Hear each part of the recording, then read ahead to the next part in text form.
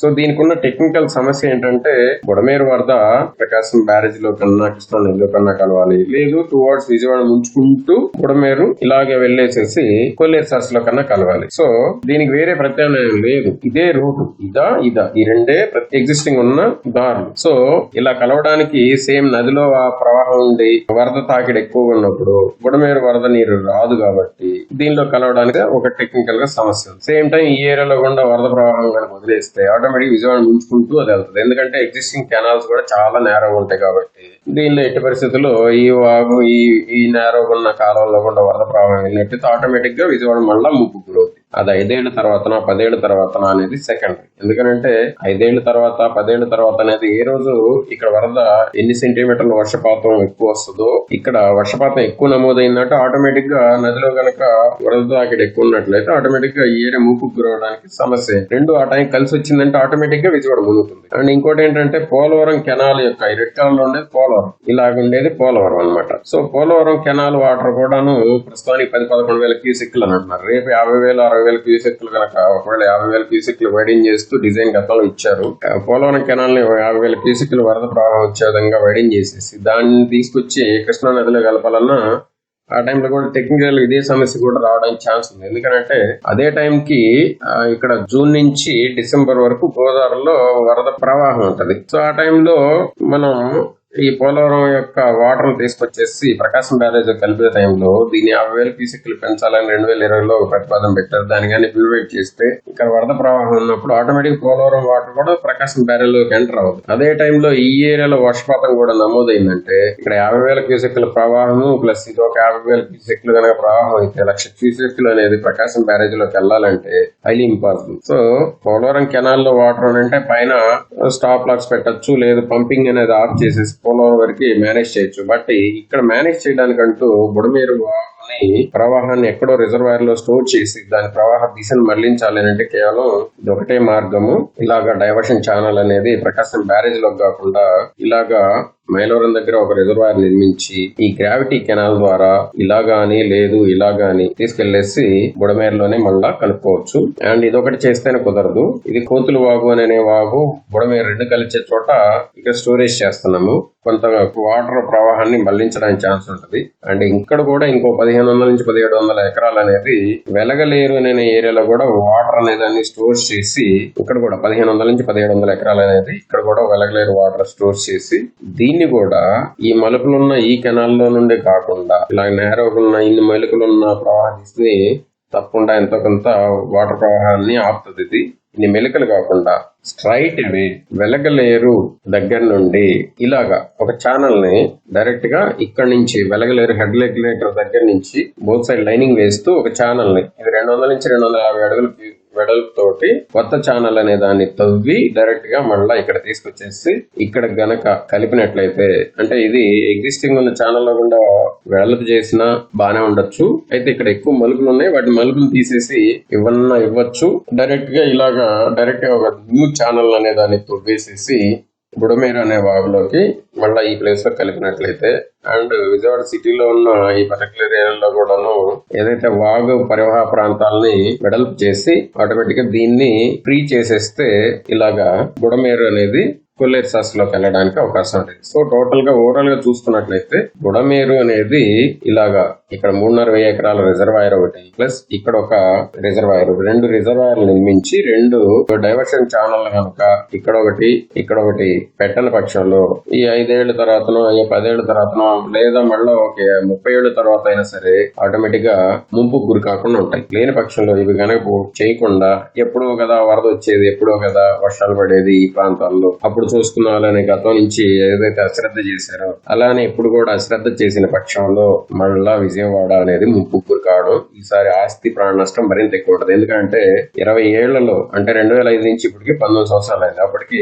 ఈ ప్లేసుల్లో నిర్మాణాలు పెరిగినాయి. మరో ఇంకో 20 ఏళ్ళు 30 ఏళ్లకు ఆల్మోస్ట్ ఇయర్ అంతా ఫుల్ అయిపోద్ది. ఈసారి ఆస్తి ప్రాణ నష్టం మరింత ఎక్కువ ఉంటుంది. కాబట్టి ఇప్పుడున్న దీనికి ఈ వైపున కొండలు ఈ వైపున కొండలు అంటే బుడమేరుకి ఈస్ట్ వెస్ట్ కొండలు, north side height area. So దాని గ్రావిటీ అనేది టోటల్ గా ఇలానే ప్రవహిస్తుంది. కుదిరితే నదిలో కలుస్తుంది, లేదు అంటే విజయవాడ ముంచుకొని వెళ్తుంది. కొల్లేరులో కలుస్తుంది. సో దీనికి వేరే ఆల్టర్నేట్ ప్రత్యామ్నాయ మార్గం అంటూ ఏది లేదు. ఇక్కడ ఉన్న వరద ప్రవాహాన్ని స్టోర్ చేయడానికి రిజర్వాయర్ లేదు ఎగ్జిస్టింగ్ గా, అండ్ దాని దిశని వేరే రూట్ లో మళ్లించడానికి చేసిన ప్రయత్నాలు లేవు. కేవలం చేస్తే ఇలాగా ఇక్కడ ఒక రిజర్వాయర్, ఇక్కడ ఒక రిజర్వాయర్, అంటే ఇక్కడ ఏమో కొంత వాటర్ స్టోర్ చేసి ఈ వైపు డైవర్ట్ చేయడము, ఇక్కడ కొంత వాటర్ స్టోర్ చేసి ఈ వైపు డైవర్ట్ చేయడం, ఇది తప్పితే వేరే మార్గాలు లేవు. ఇన్ కేస్ ప్రభుత్వం గనక నిర్ణయం తీసుకొని ఇది ఎప్పుడో కదా వచ్చేది, ఏముందలే చూద్దామని శ్రద్ధ చేస్తే మరో 20 ఏళ్ళు 30 ఏళ్ల తర్వాత మళ్ళా విజయవాడ ఉండడం ఖాయం, ఆస్తి ప్రాణ నష్టం ఇంకా ఎక్కువగా ఉండడం ఖాయం. సో ఏముందలే అనే అశ్రద్ధ చేయకుండా ప్రభుత్వాలు ఈ మార్గము ఐదర్ బెటర్ గా ఇంకేదైనా మార్గం ఆలోచించి వేరే ఏదైనా ప్రత్యామ్నాయం చేయగలిగితే విజయవాడకి ఉన్న ఏదైతే బుడమేరు అనే దాన్ని షార్ ఆఫ్ విజయవాడ అంటారు, విజయవాడ దుఃఖదాయని దాని పేరు, ఆ దుఃఖానికి కారణం అయ్యే ఈ బుడమేరు అనే దానికి ఉన్న ప్రత్యామ్నాయం అనే దాన్ని ఇదే మాత్రమే. నాకు తెలిసినంత వరకు దీనికి మించిన ప్రత్యామ్నాయం ఉండదు. సో దీని గ్రావిటీ ద్వారా వాటర్ డైవర్ట్ చేస్తూ తీసుకెళ్లేసి ఇలా ఒక ఛానల్ ని తవ్వి ఇలా ఒక ఛానల్ తవ్వి డైవర్ట్ చేయడం తప్పితే వేరే మార్గం లేదు. దీన్ని విజయవాడ ప్రజలు కూడా ఒకసారి ఆలోచించాలి. ఇక్కడ చూసుకున్నట్లయితే టెక్నికల్ గా ఉన్న సమస్య ఒకటి, ప్రకాశం బ్యారేజ్ లో ఏదైతే కృష్ణా రివర్ లో వరద ఎక్కువ ఉన్న టైంలో ఈ ప్రాంతంలో కూడా వర్షపాతం ఎక్కువ నమోదైతే ఇక్కడున్న వర్షం అనేది అందరు చెప్పినట్లుగా కృష్ణా నదిలో గనక రావడానికి వీల్లేని పక్షంలో అలాంటి టైం రెండు కలిసి వచ్చింది అంటే అది విజయవాడ మునుగుతుంది. దానికి ప్రత్యామ్నాయం ఏమీ లేదు. ఎందుకంటే అక్కడ రిజర్వాయర్ లేవు వాటర్ స్టోర్ చేయడానికి. అది 70,000 క్యూసెక్లా లేదు 20,000 క్యూసెక్లా వాటర్ స్టోర్ చేయడానికి. తక్కువ వర్షపాతం అనేది చెరువులు ఉన్నాయి, వీలైన కాదు వాటర్ స్టోర్ చేస్తారు, మిగతా దాన్ని ఇలా విజయవాడలో కూడా స్లో వదులుతారు. బట్ వరద వర్షపాతం ఎక్కువ నమోదైతే మొన్నట్లాంటి పరిస్థితి మళ్ళా రిపీట్ అయితే భవిష్యత్తులో 20-30 ఏళ్ల తర్వాత సేమ్ ఇంతే పరిస్థితి ఉంటుంది. ఈసారి ఆస్తి ప్రాణ నష్టం ఇంకా ఎక్కువ ఉంటుంది. ఎందుకంటే విజయవాడ అనేది పెరిగేదను దానికి 20-30 ఏళ్ల తర్వాత మళ్ళీ ముప్పుకు గురవుతుంది. ఎందుకంటే విజయవాడకి నీరెస్ట్ ఉన్న స్పాట్ కాబట్టి ప్రతి ఒక్కరు ఈ ప్లేస్ లో నిర్మాణాలు అనేది చేసుకోవడం, కట్టుకోవడం, లేఅవుట్ వేయడం ఏదో ఒకటి చేస్తూనే ఉంటారు. దాని ప్రభుత్వాలు కూడాను మర్చిపోతా ఉంటాయి, ప్రజలు మర్చిపోతారు. అది వరద వచ్చినప్పుడు మునిగిపోతా ఉంటుంది. ఇది రొటీన్ గా జరిగే ప్రక్రియ అవుతుంది. దాని నుంచి పర్మనెంట్ సొల్యూషన్ కావాలి అని అనుకుంటే నాకు తెలిసినంత వరకు ఇక్కడ కూడా రిజర్వాయర్ నిర్మించి డైవర్షన్ ఛానల్ తవ్వడం ఒకటి, ఇక్కడ రిజర్వాయర్ నిర్మించి, ఎందుకనంటే ఈ పైనుంచి వచ్చే వరదని కొంతవరకు డైవర్ట్ చేస్తూ తీసుకొచ్చేసేసి దీనిలో ఇక్కడ ఓవర్ఫ్లో అయిన టైంలో కిందకు వదులుతారు, ఇక్కడ ఓవర్ఫ్లో అయిన టైంలో విడుదల అయితే నదిలో వదులుతారు. లేదు అంటే ఈ ఛానల్ అనేది మలుపులు లేని డైవర్ట్ గా ప్రవహించడానికి వీలయ్యి ఈ ఛానల్ ద్వారా ఇక్కడ కలిపేసి బుడమేరు ఛానల్ కూడా క్లీన్ అండ్ వైడెన్ చేసేసి అండ్ మెయింటెనెన్స్ చేస్తూ వరద ప్రవాహం ఎక్కువగా ఉంటే ఏలూరు కాలంలో దీని ప్రవాహాన్ని డైవర్ట్ చేయడం. అండ్ ఇది రైవర్స్ ఛానల్ అనేది వెడల్పు ఎక్కువ ఉంటుంది. దీనికి వాటర్ ఫ్లో ఎక్కువ ఉన్న టైంలో దీనికి షేడ్ చేసేసి 3 ఛానల్స్ ద్వారా వాటర్ పంపింగ్ అనేది చేయడం అనేది చేస్తే రేపు విజయవాడ అనే దానికి ముప్పు గురి కాకుండా ఉంటది. బుడమేరు ఛానల్ కి, ఏలూరు ఛానల్ కి, రైవర్స్ ఛానల్ కి 3 ఛానల్స్ కి వరద తాకిడి ఎక్కువ ఉన్న టైంలో డైవర్ట్ చేస్తూ ఏదో ప్లేస్ లో ఇలాగా డైవర్ట్ చేస్తూ విజయవాడ సిటీలో వచ్చే వరద ప్రవాహాన్ని ఎక్కడ ఆగకుండా కంటిన్యూగా బయటికి డిశ్చార్జ్ చేయడము అనేది ప్రభుత్వాలు చేయాల్సిన తక్షణ కర్తవ్యం. కాబట్టి దీనికి వేరే మార్గం లేదు. సో ప్రతి ఒక్కరు కూడాను ఈ బుడమేరు గురించి ఏముందిలే అని మళ్ళీ మర్చిపోయి యథావిధిగా జీవనం సాగిస్తే రేపు భవిష్యత్తులో మళ్ళీ నష్టదాయం, మళ్ళీ ఇదే పరిస్థితి రిపీట్ అవుతుంది. దానివల్ల మళ్ళీ సేమ్ సిచ్యువేషన్ రావడానికి ఛాన్స్ ఉంది. కాబట్టి దీన్ని ప్రతి ఒక్కరు దృష్టిలో పెట్టుకొని ప్రభుత్వాలు థింక్ చేసి బెటర్ గా విజయవాడ ముంపు గురి కాకుండా ఆల్టర్నేట్ వే ఏదైతే ఆలోచించేసి ఈ విజయవాడ ప్రజలకి ఈ దుఃఖదాయం నుండి విముక్తిని కలిగించే మార్గాలు ఉంటే ఆలోచించాలి. లేదు అంటే నేను చెప్పిన ఈ 2 ప్రయత్నాలు అనేది 2 రిజర్వాయర్ల నుంచి 2 డైవర్షన్ ఛానల్స్ తవ్వి విజయవాడలో గుండా ఈ వరద ప్రవాహాన్ని అనేది మళ్లించడమే మార్గం. నేను చెప్పిన ఏదైతే ఉన్నాయో ఈ 2 కూడాను గ్రావిటీ ద్వారానే వస్తాయి. ఎక్కడ లిఫ్ట్లు పెట్టాల్సిన నెసిటీ లేదు.